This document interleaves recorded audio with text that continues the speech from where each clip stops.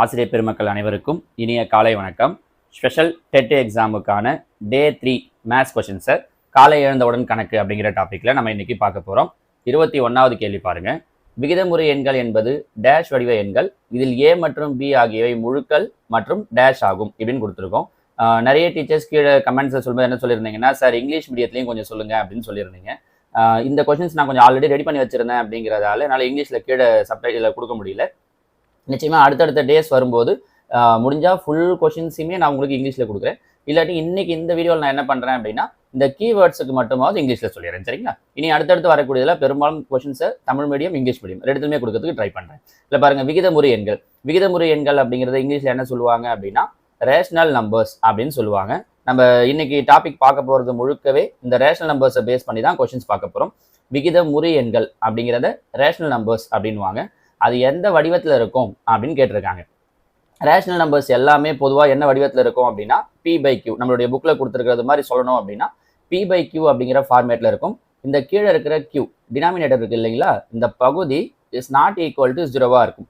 P/Qன்ற ஃபார்மேட்டில் இருக்கும். Q is not equal to 0. இங்கே இவங்க PQக்கு பதில் என்ன சொல்லியிருக்காங்கன்னா ஏபின்னு சொல்லியிருக்காங்க. அப்போ அப்படியே PQக்கு பதில் ஏபின்னு யூஸ் பண்ண வேண்டியதான். அப்போ A/B எந்த வடிவத்தில் இருக்கும்னு கேட்டிருக்காங்க. A/Bன்ற வடிவத்தில் இருக்கும்.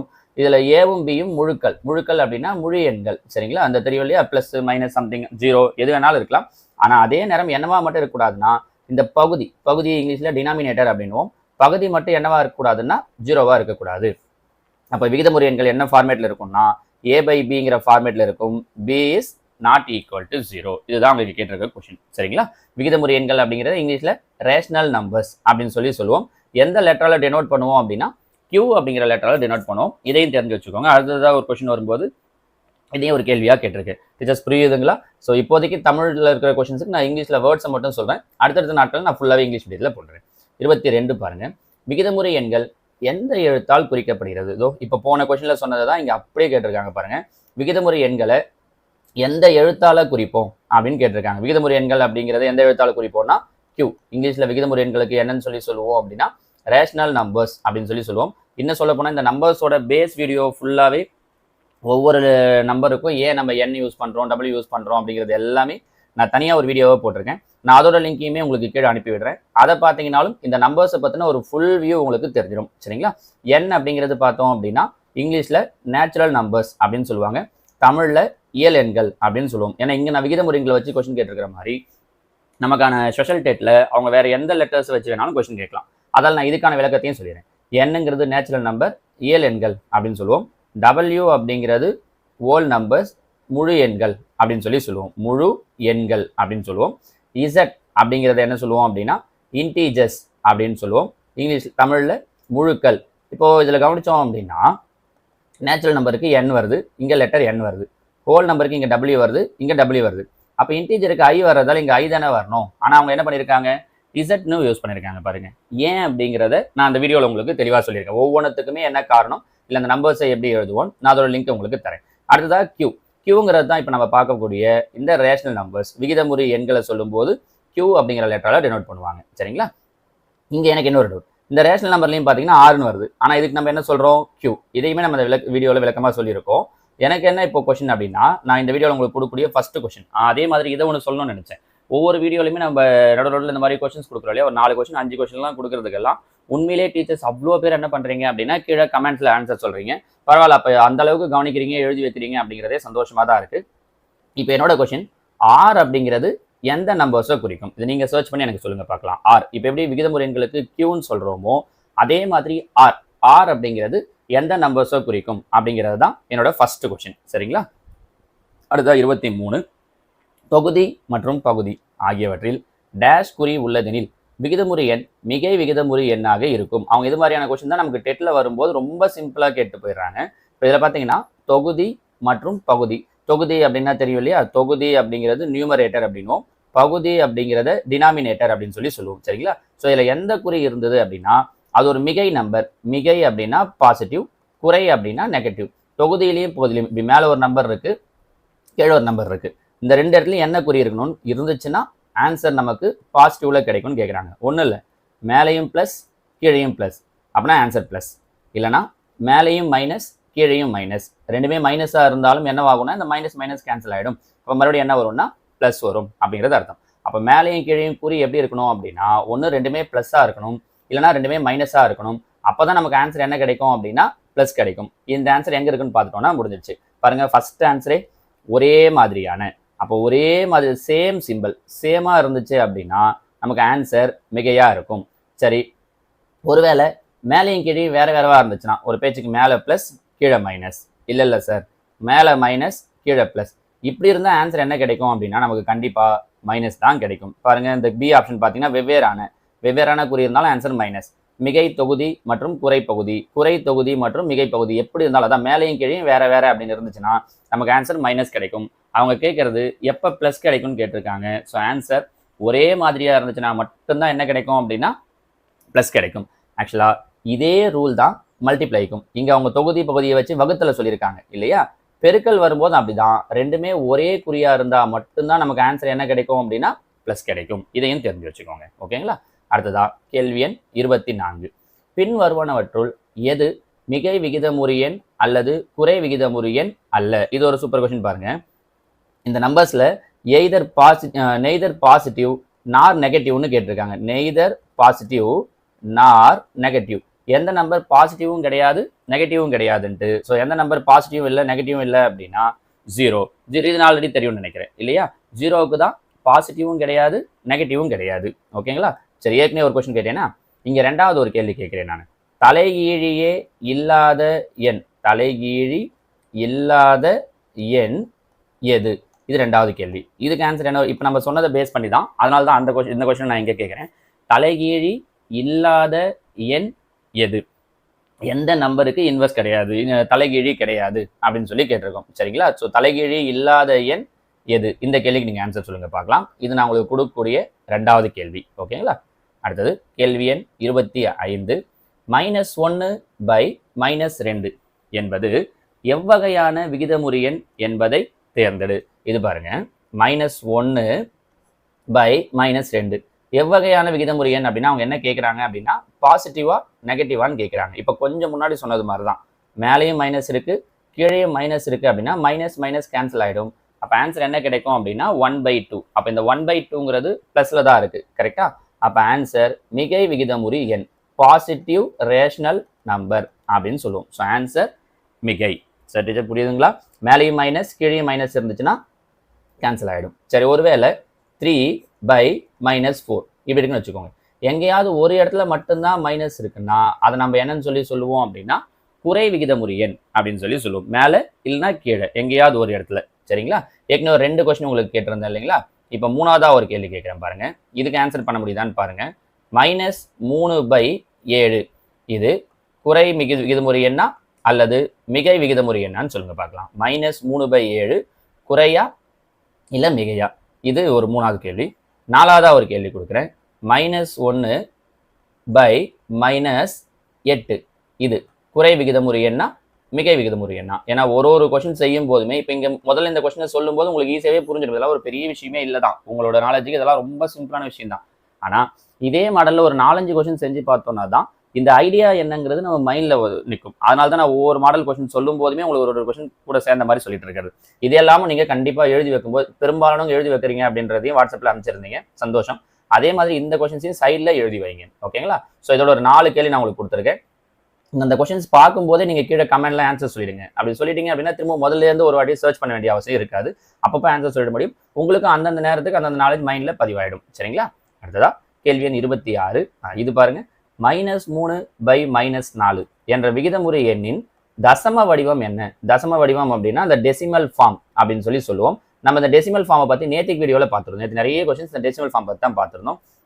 இங்கே பாருங்க, மேலேயும் மைனஸ் இருக்கு கீழே மைனஸ் இருக்கு. இப்போ மைனஸ் மைனஸ் கேன்சல் ஆகிடும். அப்போ கண்டிப்பாக ஆன்சர் எதில் தான் கிடைக்கும்னா ப்ளஸில் தான். ஆனால் இங்கே பாருங்க, ஆப்ஷனில் ஒரு ஆப்ஷன் நெகட்டிவ் கொடுத்துருக்கோம். ஸோ அது வராது அப்படிங்கிற முடிவுக்கு நம்ம முதல்ல வந்துடலாம். கரெக்டுங்களா. இப்போ அடுத்ததான் 3/4. 3 4ஆல் வகுக்கிறோம்னு அர்த்தம். நீங்கள் வகுத்து பார்த்தாலும் சரிதான், இல்லை இங்கேயே கேன்சல் பண்ணாலும் சரிதான். 3 4ஆம் வாய்ப்பாட்டில் வராதுன்றதால 0 வச்சுக்கிட்டு புள்ளி வச்சுக்கிறோம். இங்கே 0 சேர்த்தோம்னா 7×28 மீதி 2, ஒரு 0 சேர்த்தோம் அப்படின்னா 5×20 மீதி 0. கரெக்டா. அப்போ ஆன்சர் எனக்கு என்ன கிடைக்குது? 0.75. So answer option C 0.75. புரியுதுங்களா? ஏற்கனவே ஒரு 4 கொஸ்டின் கேட்டிருந்தோமா? ஆமாம் 4. இங்கே இதே மாடல் நான் உங்களுக்கு 5வது ஒரு கொஸ்டின் கேட்குறேன் பாருங்களேன். -3/4 என்ற விகிதமுறு எண்ணின் தசம வடிவம் என்ன? இதோட டெசிமல் ஃபார்ம் என்ன? 5வது கேள்வி -3/4 இதோட டெசிமல் ஃபார்ம் என்ன? 6வது கேள்வி 3/-4 இதோட டெசிமல் ஃபார்ம் என்ன? பார்க்கலாம் இதுக்கு எவ்வளோ பேர் சரியா சொல்றீங்க அப்படின்ட்டு. 5வது அதே மாதிரி ஆன்சர் போடுறப்ப நீங்க கொஸ்டின் நம்பரையும் போட்டு அனுப்புங்க. இப்போ ஆன்சர் இதுக்கு அனுப்புறீங்க அப்படின்னா 5ன்னு போட்டு ஆன்சர், 6ன்னு போட்டு ஆன்சர் அனுப்பிச்சிங்க அப்படின்னா எனக்கு கீழே கமெண்ட்ஸ் பார்க்கும்போது சரியா தப்பான்னு உங்களுக்கு சொல்றது. ஏன்னா நிறைய நம்பர்ஸாவே சொல்றோம் போது நீங்க எந்த கொஸ்டினுக்கான ஆன்சர் அனுப்புறீங்க அப்படிங்கிறது எனக்கு தெரிய மாட்டேங்குது. சரிங்களா? ஸோ நம்பரை போட்டு ஆன்சர் அனுப்பிச்சிங்கன்னா இன்னும் கொஞ்சம் எனக்கு ஆன்சர் ரைட்டான்னு செக் பண்ணுறதுக்கு கரெக்டாக இருக்கும். ஸோ -3/4 தசம வடிவம் டெசிமல் ஃபார்ம் என்ன? 3/-4 டெசிமல் ஃபார்ம் என்ன? இப்படின்னு ஒரு 2 கேள்வி. இது வரைக்கும் ஒரு 6 கேள்வி உங்களுக்கு நான் கேட்டிருக்கேன். 6 கேள்வி நடத்தியிருக்கேன். சரியா? ஓகே. 27 1 மற்றும் 2 ஆகியவற்றுக்கு இடையே எத்தனை விகிதமுறு எண்கள் உள்ளன? இது ஒரு இம்பார்ட்டன்ட் கொஸ்டின். இதே கொஸ்டினை மாற்றி அவங்க எப்படி வேணாலும் கேட்க முடியும். 2 நம்பர் கொடுத்துட்டாங்க. இதுக்கு நடுவில் எத்தனை ரேஷனல் நம்பர் இருக்கு அப்படின்னு கொஸ்டின் கேட்டிருக்காங்க இல்லையா? எந்த ஒரு நம்பர் சொன்னாலும் சரி 1 மற்றும் 2 அப்படிதான் கொடுக்கணும் கிடையாது.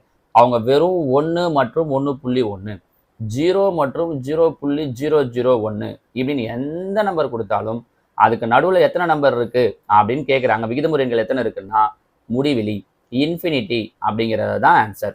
சரிங்களா?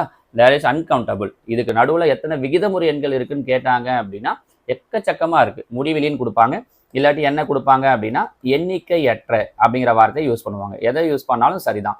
ஸோ 2 நம்பருக்கு நடுவில் நம்ம என்ன முடிவு பண்ணுவோம்னா 1 2 இதுக்கு நடுவில் தானே கேட்டிருக்காங்க அப்படின்ட்டு 1. நிறைய ஸ்டூடெண்ட்ஸ் கூட இதை யோசிக்கிறாங்க. 1.1 1.2 1.3 1 அப்படின்ட்டு இந்த புள்ளி இந்த வர 1.9 வரைக்கும் என்ன வருதோ 9 நம்பரோ 10 நம்பரோ இந்த 2 வரையும் சேர்த்தணும் போது இதை ஆன்சராக அவங்க சொல்லிடுறாங்க. ஸோ எந்த 2 நம்பர் கொடுத்தாலும் அதுக்கு நடுவில் எத்தனை விகிதமுறு எண்கள் இருக்கு அப்படின்னு ஆன்சர் கேட்குறாங்கன்னா ஆன்சர் முடிவிலி எண்ணிக்கையற்ற அப்படிங்கிறது தான் ஆன்சர். ஞாபகம் வச்சுக்கோங்க. சரிங்களா? ரைட். அடுத்ததா கேள்வி எண் 28 -3/4 மற்றும் 3/4 ஆகிய விகிதமுறு எண்கள் எங்கிருந்து சம தொலைவில் உள்ளன? எந்த ஒரு நம்பர் பிளஸ்ல ஒரு நம்பர் மைனஸ்ல. இப்போ உதாரணத்துக்கு இங்க -5 இங்க +5 இப்படி எடுத்துக்கிறோம்னா இது ரெண்டும் எங்க இருந்து ஈக்குவல் டிஸ்டன்ஸ்ல இருக்கும் அப்படின்னு பார்த்தோம்னா கண்டிப்பா 0ல இருந்து தான். ஒரு நம்பர் பிளஸ்ல ஒரு நம்பர் மைனஸ்ல இப்படி எடுத்துக்கிறோம்னா அது ரெண்டும் கண்டிப்பா எங்க இருந்து ஈக்குவல் டிஸ்டன்ஸ்ல இருக்கும்னா 0ல இருந்து ஈக்குவல் டிஸ்டன்ஸ்ல இருக்கும். இப்போ இவங்க சொல்லியிருக்கிறதாக தான் சொல்லியிருக்காங்க பாருங்க. -3/4 +3/4 ரெண்டுமே ஒரே நம்பர் தான். இது மைனஸ் இது பிளஸ், அவ்வளோதான் வித்தியாசம். கரெக்டா? அப்போ இது ரெண்டும் 0ல இருந்து தான் ஈக்குவல் டிஸ்டன்ஸ் இருக்கும்.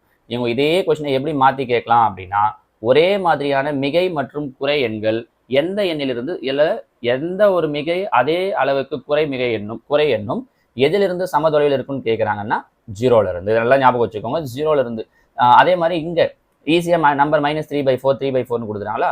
இதை கொஞ்சம் மாற்றி கேட்கணும், நம்மளை கன்ஃபியூஸ் பண்ண நினைச்சாங்கன்னா இங்கே -a இது +a லெட்டர்ஸை யூஸ் பண்ணி கேட்டுருவாங்க. அப்போ நம்ம டக்குன்னு லெட்டர்ஸாக பார்க்கும்போது கன்ஃபியூஸ் ஆகிடும். ஸோ எப்படி இருந்தாலும் அந்த நம்பர் எங்கேருந்து ஈக்குவல் டிஸ்டன்ஸில் இருக்கும்? ஒரே நம்பரோட ப்ளஸ் மைனஸ் எங்கேருந்து ஈக்குவல் டிஸ்டன்ஸில் இருக்கும்னா 0ல இருந்து. ஓகேங்களா? அடுத்ததா கேள்வி எண் 29 கொடுக்கப்பட்ட கலப்பு விகிதமுறு எண்ணை தசம வடிவமாக மாற்றுக. இதுவும் அப்படின்னா நம்ம டெசிமல் ஃபார்ம்ல மாற்ற சொல்லியிருக்காங்க. கலப்பு பின்னமாக இருக்கு. சிலர் என்ன பண்ணுவாங்க அப்படின்னா இந்த கலப்பு பின்னத்தை மறுபடியும் தகா பின்னமாக மாற்றி அதுக்கப்புறம் மாற்றிட்டு இருப்போம். அவசியம் கிடையாது. இந்த -4 அப்படியே இருக்கட்டும். அதுக்கப்புறம் பாயிண்ட் வச்சுக்கோங்க. ஸோ முன்னாடி மைனஸ் இருக்கிறதால கண்டிப்பாக ஆன்சர் எதில் வரணும்? மைனஸில் தான் வரணும். ஆனால் இங்கே பாருங்க இது ப்ளஸில் இருக்கு, இது ப்ளஸில் இருக்கு, அது ரெண்டும் கிடையாதுன்னு நம்மளால சொல்ல முடியும். ஏன்னா ஆல்ரெடி அவங்களே கொடுக்கும்போது நம்பரை மைனஸில் கொடுத்துருக்காங்க. இதில் இன்னொரு தப்பும் பண்ணுவாங்க. ஈவன் நல்லா படித்தவங்க கூட பார்த்தீங்க அப்படின்னா இந்த கீழே கொண்டு வந்து கலப்பு பின்னத்தை தகா பின்னமாக மாற்றும் போது பண்ணுவோம் இல்லைங்களா? அதை மாற்றும் போது நிறைய தப்பு பண்ணுறாங்க. இந்த மைனஸ் அப்படிங்கிறது பார்த்தீங்க அப்படின்னா இந்த ஒட்டுமொத்த நம்பருக்கான மைனஸ். அப்போ இந்த மைனஸ் அப்படியே தான் வந்துடும். 4 1/3 தான் நம்ம இப்போ மாற்றுறோம். அப்போ 4 அப்படியே வந்துடும். 1 3ஆல் வகுக்கிறோம். பாருங்க 0 புள்ளி இங்கே 0 சேர்த்துக்கிட்டோம்னா 3 9 மீதி 1 0 சேர்த்தோம்னா 3 9. அப்போ என்னென்னு போயிட்டே இருக்கும்? 0.3333 போயிட்டே இருக்கும். அப்போ ஆன்சர் இது இருக்கு பாருங்க -4.3333 போய்கிட்டே இருக்கும். புரியுதுங்களா டீச்சர்ஸ்? இதில் என்ன தப்பு பண்ணுறோம்னா ஏன் இந்த கொஸ்டின் நான் இவ்வளோ தூரம் சொல்லிட்டு இருக்கேன்னா நம்ம கலப்பு பின்னத்தை தகா பின்னமாக மாற்றத்துக்கு படிச்சிருப்போம். நிறைய பேர் என்ன பண்ணிடுவாங்க அப்படின்னா இது ரெண்டுத்தையும் மல்டிப்ளை பண்ணுவாங்க. 4 3 12 இங்கே மைனஸ் இருக்கிறதால -12 மேலே ப்ளஸ் இருக்கு. அப்போ +1. ஸோ ஆன்சர் என்ன போட்டுருவாங்கன்னா -11/3 போட்டு இதுக்கு என்ன ஆன்சர் வருதோ அந்த ஆன்சரை போட்டுருவாங்க 3 பாயிண்ட் சம்திங்னு. இது ஃபுல்லாக தப்பு, இப்படி கிடையாது. இந்த மைனஸ் அப்படிங்கிறது இந்த 4க்கான குறி கிடையாது. இந்த மைனஸ்ங்கிறது ஒட்டு மொத்தமாக இந்த 4 1/3க்கான சிம்பிள். அப்போ அந்த மைனஸ் தனியாக அப்படியே தான் நிற்கும். நம்ம இதை மட்டும்தான் மல்டிப்ளை பண்ணணும். 4 3 12 12 + 1 13 13/3 அப்படிங்கிறது தான் இதோட அர்த்தம். சரிங்களா? ஏன்னா இந்த மைனஸை கொஞ்சம் கன்ஃபியூஸ் ஆகிட்டிங்கன்னா ஆன்சர் இங்கே அந்த மாதிரி ஆப்ஷன் கொடுக்கல. ஒருவேளை இங்கே அவங்க கொடுக்கும்போது -3.666ன்னு கொடுத்துருந்தாங்கன்னா அந்த ஆன்சரை சூஸ் பண்ணுறதுக்கு நிறைய வாய்ப்பு இருக்குது. கொஞ்சம் கவனமாக பண்ணுங்கள். ஒரு கலப்பு பின்னத்துக்கு அவங்க எது கொடுக்குறாங்க அப்படின்னா நமக்கு மைனஸ் சிம்பிள் கொடுக்குறாங்கன்னா அந்த மைனஸ் அப்படிங்கிறது அது ஒட்டு மொத்தமான நம்பருக்கு உண்டானது தான் மிக்சடு ஃப்ராக்ஷனை பொறுத்த வரைக்கும். சரிங்களா? Okay right. அடுத்தது கேள்வி எண் 30. இங்கே இன்னொரு கேள்வி உங்களுக்கு கொடுத்துடலாமே. ஏற்கனவே ஒரு 6 கேள்வி கொடுத்துருந்தேன் இல்லையா? இதே மாடலில் ஒரு கேள்வி கொடுத்துறேன். 7வது கேள்வி -3 1/2 தசம வடிவில் மாற்றுக. இது உங்களுக்கான 7வது கேள்வி. -3 1/2 தசம வடிவில் மாற்றுக. 8வது கேள்வி -7 3/5 தசம வடிவில் மாற்றுக. இந்த 2 கேள்வி. ஏற்கனவே ஒரு 6, இது ஒரு 7 8. இந்த கேள்விக்கு என்ன ஏன் மெயினாக நான் மைனஸில் கொடுக்குறேன் அப்படின்னா இப்போ சொன்ன இந்த தப்பு நடக்காமல் உங்களுக்கு இருக்காங்க. ஒரு 4-5 கேள்வி இப்படி ட்ரை பண்ணி பார்த்தீங்கன்னா எக்ஸாமில் ஒரு வேளை இதே கேள்வி வரும்போது ஏன்னா பின்னாடி நம்ம இதே மாடலை யூஸ் பண்ணி சுருக்குகள்லாம் பார்க்க போகிறோம். இங்கே டக்குனு ஐடென்டிஃபை பண்ணிட்டா கூட அங்கே பண்ணாமல் நீங்கள் இந்த தவறு நடக்கிறதுக்கு வாய்ப்பு இருக்குது. ஸோ அதனால தான் ரெண்டுமே நான் உங்களுக்கு மைனஸில் கொடுத்துருக்கேன். சரிங்களா? ஓகே. அடுத்ததா இன்னைக்கான கடைசி கேள்வி -7/4 என்ற விகிதமுறு எண் டேஷ் இடையே உள்ளது. நைஸ். இது ஒரு நல்ல கேள்வி பாருங்க. -7/4 இந்த மைனஸ் அப்படியே இருந்துட்டு போகுது. 7 4ஆல் டிவைட் பண்ணுறோன்னு வச்சுக்கோங்க. ஒரு நாள் 4 மீதி 3 0 7 நாங்க 28 மீதி 2 0 5 நாங்க 20. அப்போ ஆன்சர் என்ன கிடைக்குது? -1.75. நீங்கள் இப்படி வகுத்து பார்க்காம இப்படியே கேன்சல் பண்ணியும் தாராளமாக சொல்லலாம். அவங்க கேட்கறது இந்த -1.75ங்கிறது எந்தெந்த நம்பருக்கு நடுவில் வரும்னு கேட்குறாங்க. இங்கே ஜஸ்ட் அப்படியே நம்பர் லைன் யோசிச்சு பாருங்களேன். இங்கே 0 இருக்கும், இங்கே -1 இருக்கும். ஏன்னா மைனஸில் இருக்கதா இதை எடுத்துக்கிறேன். இங்கே -2 இருக்கும். -1.75 1.75 இல்லை 1.75னா -1.75ங்கிறது எதுக்கு நடுவில் வரும்? -1க்கும் -2க்கும் நடுவில்.